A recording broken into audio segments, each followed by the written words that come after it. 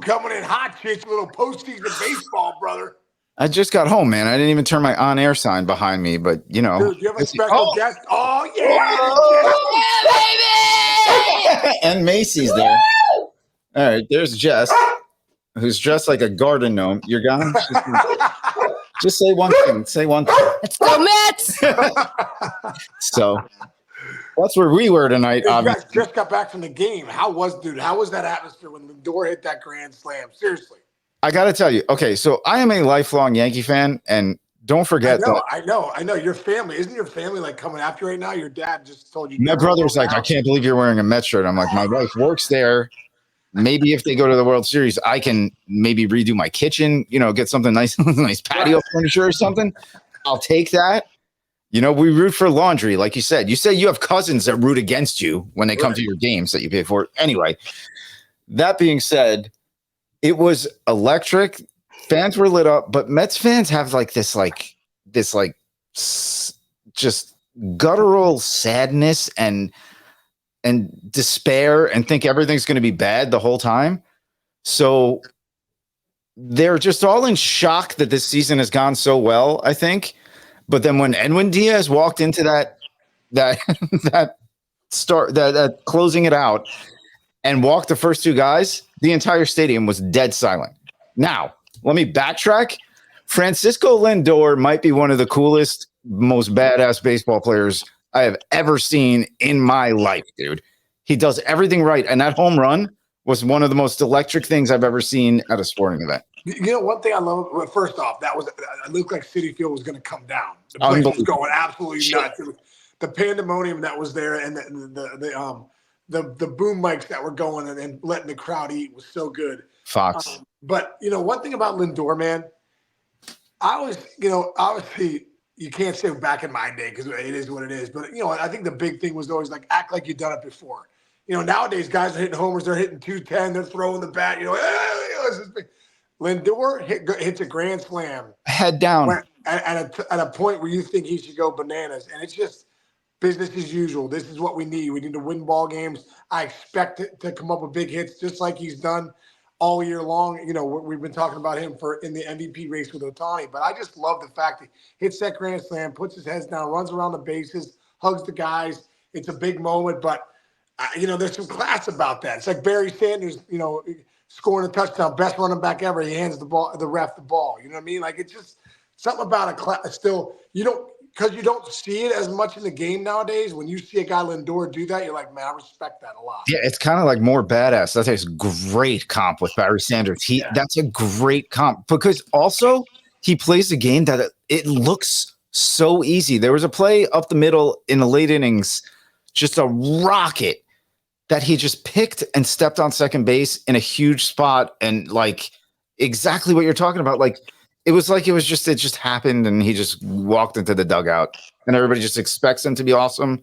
And he's awesome. He's got the greatest smile in baseball and God bless him. You root for guys like that. You root for Barry Sanders. Just amazing. Now, again, a couple things. I got to say, I said we're going to make t-shirts that just says Carlos knows. Because people are like, oh, why would you start JD Martinez? He hasn't hit in, 3 months, whatever.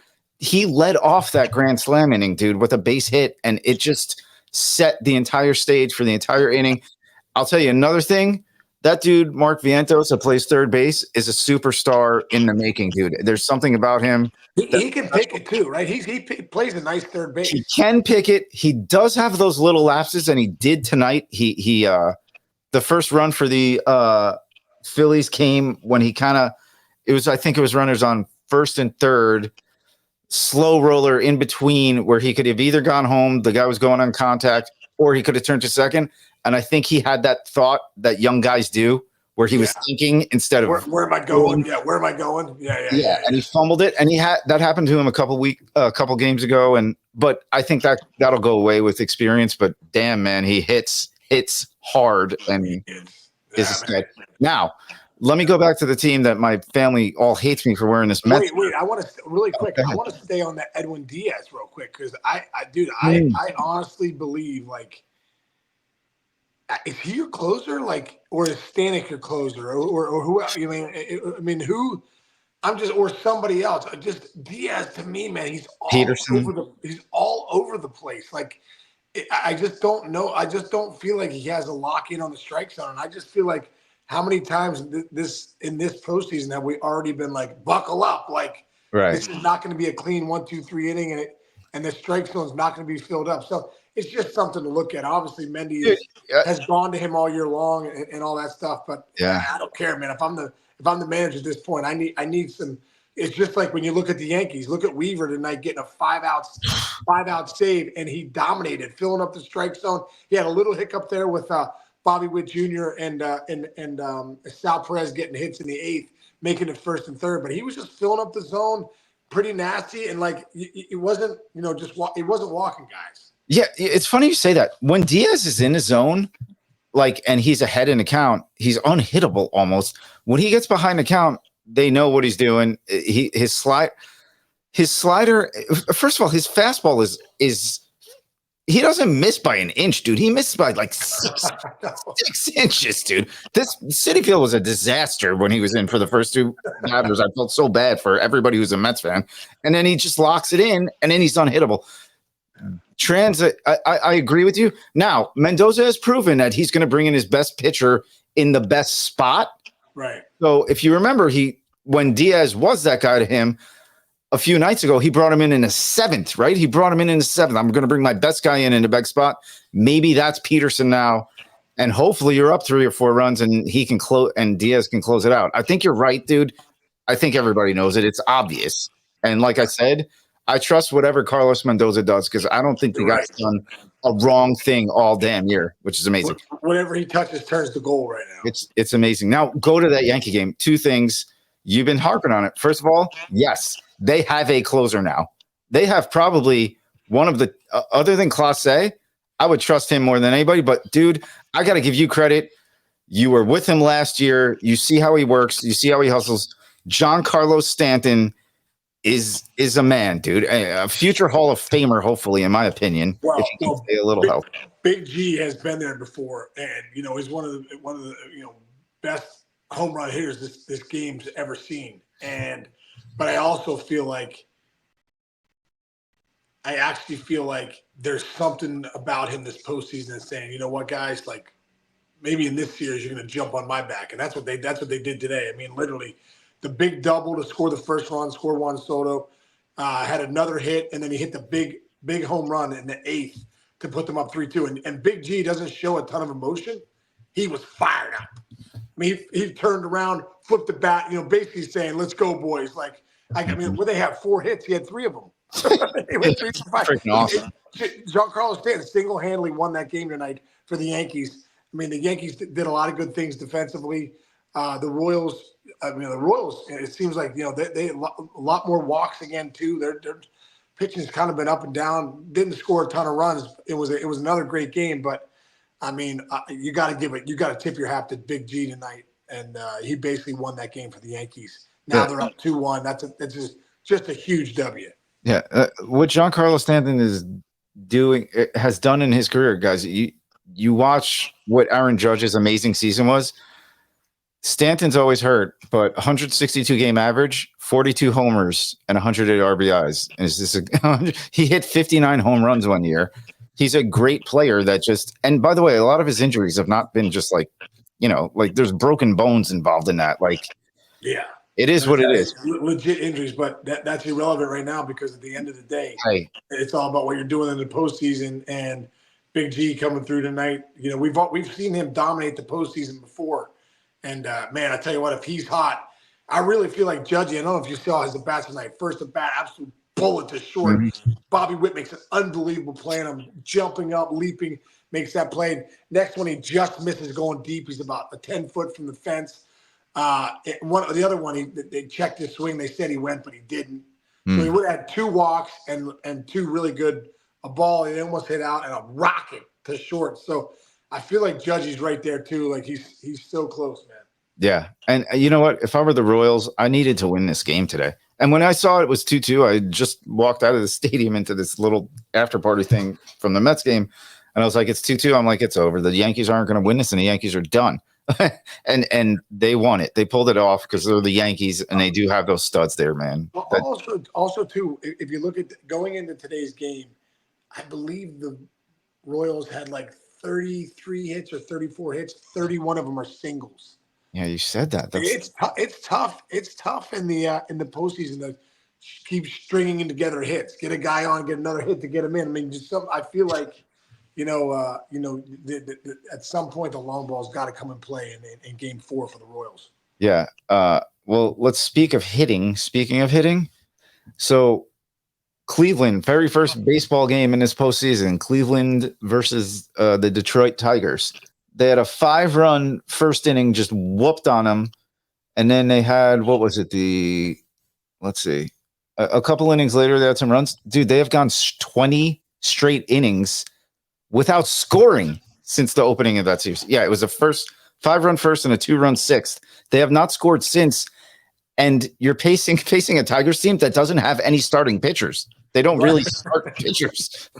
They just throw like everybody out there. So dude, the Guardians offense has literally gone missing. If anyone can put an APB out on them, tell us where those guys are. Let me know. But 20 innings in a row, and the Tigers are finding a way, man. They're back home in Detroit. Big hit by Riley Green, Spencer Torkelson. To put another 3-0 win. And I think the big storyline is here. The two storylines. The Guardians offense has gone missing, and AJ Hinch is still doing an unbelievable job with that bullpen. They used 6 pitchers today, Chinch, to shut down the Guardians in a 3-0 win. So they're doing something right. That bullpen has really been locked down. He said it before. And if the Guardians come alive in Game 4 and they find a way to get that win, the Tigers have Scooble waiting in Game 5. So the Tigers are in the driver's seat right now. They've got another home game. They're playing great baseball. The Guardians aren't swinging it. If they don't win Game 4, though, they have Terry Scooble waiting in the wings for that Game 5 and also the Cy Young here pretty soon. Yeah, there you go, man. By the way, Stephen Kwan is hitting out of his butt. He's the only one hitting there, but Jose Ramirez has done nothing in this series yet. And Jose Ramirez almost went 40-40-40 this year. So, I mean, that's, by the way, my lights went out. That's how tired I am and late. We can do this. I mean, you guys wake up in the morning and we might be totally off, but I will say this right now. At the moment, the Los Angeles Dodgers are in San Diego up 5-0, and I am shocked, dude. I swear, I thought San Diego was the scariest team in the playoffs. Well, dude, you know what? We were having this conversation on MLB Network today. I think we're getting so Padres happy that we're forgetting that the Dodgers have been the best team in baseball for the last 4 years as far as like wins go. They're winning 105 wins, 103 wins, 102 wins. Like, this is still a really good ball club. Let's not forget they have Shohei Ohtani is going to be the MVP. Mookie Betts, who's been an MVP. Freddie Freeman, who's been an MVP. In the top of that lineup, their bullpen's been good. They're scrapping right now on that starting pitching. I think that's the one area where they're trying to have to figure it out, and they're going to have to almost maybe look like the Detroit Tigers with the way Dave Roberts has to use that bullpen. But I tell you what, man, don't forget, they're still the Los Angeles Dodgers. They still have one of the biggest payrolls in the game. They still spent $1 billion, on a couple players this offseason. This team is really good, man. And I think they're sending a message tonight, if this holds up, that they're going to take this game. They're going to take this to 5 games and head back to LA. Yeah. All right. Well, some dude named Eric right here just messaged, if the Dodgers go to Game 5, who's your starter? Is it Yamamoto? Is it? I mean, I guess it should be, right? You paid $750 gazillion. You might as well start him. Yeah, at this point, I'm starting Yamamoto, and then I'm just I'm navigating and see how how it goes, and I'm playing matchups. It's a all hands on deck game. It is really. Looking at everything right now, pressure versus no pressure. I think the Padres have pressure because they're a really good team. If you're the Mets, I think now you have pressure because you've realized you might be a really good team. Dodgers have the pressure because they spent $1 billion. Yankees always have pressure. I think if you're the Detroit Tigers right now, you are house money playing it. right? You're all in. You're all in with the Name house. anybody who's betting on the Detroit Tigers right now, and they're beating up on a team that maybe the most consistent team in baseball from day one until the playoffs started with the Guardians. Mm-hmm. And Tigers in their division are beating up on them, and we don't know who anybody on the team is, and they have an $18.5 million roster. There are guys they're playing against that are making more money this year. One guy on every team they're going to play is making more money than the entire roster of the Detroit Tigers. It's incredible. These are about house money, the right chicks. They are all in, dude. They're all in every hand. That's why they're dangerous. That's why they're dangerous. They're dangerous because they're like playing with house money. We're dangerous. They're playing loose. They're playing free. They're having fun. They're young. They're doing so many things right now. And like I said, AJ Hinch is driving that bus and doing it right. So they got nothing to lose. But let's not forget, dude, the Mets, I think since like June 11th, they've been the best team in baseball. Yes, I'm reminded of that every day upstairs from my wife. Yes, that's a fact. I think your wife working for the Mets. That's the reason. I think Jess's great mojo of who she is the big reason why. I gotta say, so I got to be around like some of the executives there tonight. Not whatever, and Jess had just started there, and I told a couple of them this one story where it was like game 5 of the season. It just ended, and Jess had just gotten the job with the Mets. And I told all these people, I'm like, and it was just disgusting. The Mets were like those Mets that everybody's like, 0-5. Yeah, like the sad, like you see pictures of like the drunk Mr. Met because like the 62 Mets. And I was like, I turned to her and I'm like, why can't we catch a break? This is your new job. Like, why can't they have a good year right now? They got to be 0-5 and they're going to fire everybody. Did they have the right manager in Mendoza? A dude threw his glove into the stands. Oh, that's right. That was this year. Yes, that was this year, dude. He throws that glove into the stands. It's like, what are they going to do? I thought about this today. Pete Alonso, do you trade him? Lindor's contract is so big. Maybe they trade him, dude. There were things where it was like, break up the Mets. Right. And now, Fransisco Lindor hit that grand slam tonight. I've never seen anything like that in my life at a ballpark. And they got some mojo, dude. If you're looking at like voodoo, the Mets have the voodoo more than any other team. The Tigers have the who gives a shit factor more than any other team. And I think everybody else is just grinding, like, to be honest. That's my thought. No, man, it's there's so I saw that post you had, was it yesterday, where you played that song, there's something happening here. What it is ain't exactly clear. I honestly think that with the Mets, I'm like, that's something happening here. We don't know where it's going to end, but the fact that they're in the NLCS right now, like that song is very fitting for what's going on. Because you're like, oh, they're going to lose this game. Oh no, they won. Oh, they're not going to win that game. Oh, they found a way to win. It's incredible. It's incredible. It really is. Last few weeks, but it's unbelievable. Yeah. All right. Well, I got to go. My wife. I got to go put an intravenous into my wife so she can go to work tomorrow. And then we're going to keep going. And guys, we're so happy to be doing this live. We're so happy to be with Bleav. We got our boys, the melon hats now. It's all, it's all happening now. Sponsors everything. All right. Everybody. Awesome, dude. Let's keep it going. Postseason baseball. Nothing like it, brother. I'll see you tomorrow for the podcast. If you're not tuning in the mayor's office, start tuning in. Let's go. Shake yourself. All right, bro. I'll see you, man. See you guys. Yeah.